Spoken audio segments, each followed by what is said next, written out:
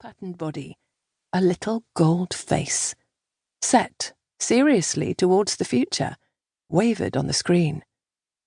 My skin tingled. I willed Mrs. Williams to forget to advance the film this time. When the recording beeped, however, Mrs. Williams pressed the button. The projector hummed. The film strip shuddered forward. No matter. The golden face was fixed now in my mind. Tutankhamun. 10 years old and miserable, I had never seen anything so splendid and surreal. I had to know more about this Tutankhamun and his tomb in the Valley of the Kings, not knowing, not able even to imagine how it would change my life. Tutankhamun, at 10 years old, had a better idea of where his life was heading. Born a prince, perhaps he grew up knowing that he might be king of Egypt one day, even if becoming king at 9 or 10 years old was premature. One thing he could not have known was that he did not have long to live, nor could he have imagined that death and a quickly finished burial would take him from his world into ours. It's difficult now to imagine the past century without Tutankhamun and the discovery of that time capsule tomb. Had Howard Carter's crew of Egyptian archaeologists been less thorough and overlooked the rock-cut stairwell to the jam-packed set of 4 small rooms back in November 1922, history would have overlooked Tutankhamun. Instead, this long-lost king, buried before he was out of his teens, found more fame and influence in the 20th century than he had ever known in his own lifetime. Without this little-known ruler, Howard Carter, a self-taught and temperamental British archaeologist, might have died of failure, not a heroic household name.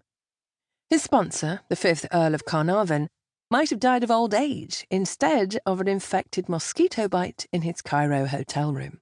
There would have been no media frenzy of Tootmania and mummy curses to kickstart the Jazz Age, and no surge of corresponding pride in the newly independent nation-state of Egypt, where Tutankhamun was a ready-made symbol of the country's longed-for resurrection.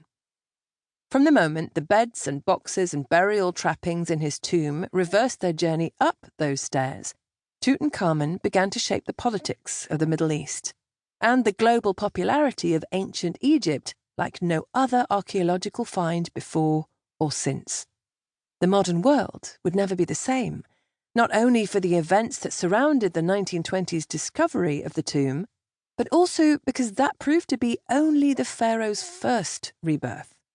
A Tutankhamun revival in the early 1960s helped the United Nations cultural arm, UNESCO, keep the temples of Nubia from disappearing beneath the backed-up waters of the Aswan High Dam, as the ancient source of the pharaoh's gold, the Nub of Nubia, was sacrificed to hydroelectric power. In his second career as a cultural ambassador, Tutankhamun, or at least a selection of objects from his tomb, toured the United States and Canada to draw attention to the Nubian temple's plight, then travelled to Japan to raise the funds that saw the rock-hewn sanctuaries of Abu Simbel winched to higher ground. The miniature coffin that had dazzled me on screen once gazed up in golden calm at Jacqueline Kennedy, who opened the first Tutankhamun Treasures exhibition at the National Gallery of Art in Washington in November 1961.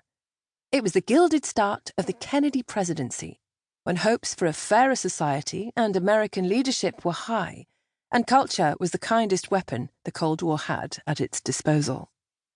By the 1970s, when I was born, hopes had lowered, and culture had been sharpened to a point. As the Middle East peace process and free market economies entangled Egypt with America, Tutankhamun did the diplomatic work of presenting his homeland as a friendly face and worthy ally. Every American should know more about Egypt and the Middle East, declared a catalogue of educational media published by the United States Office of Education in 1977. Film strips like those we watched in my small-town school were part of a concerted effort to educate Americans about the region and cultivate a positive attitude towards Egypt and the Arab world, the source of the oil on which the American way of life depended. A new tour of Tutankhamun's treasures in the late 1970s had a similar effect. Mrs. Williams had been to see it, returning to Ohio.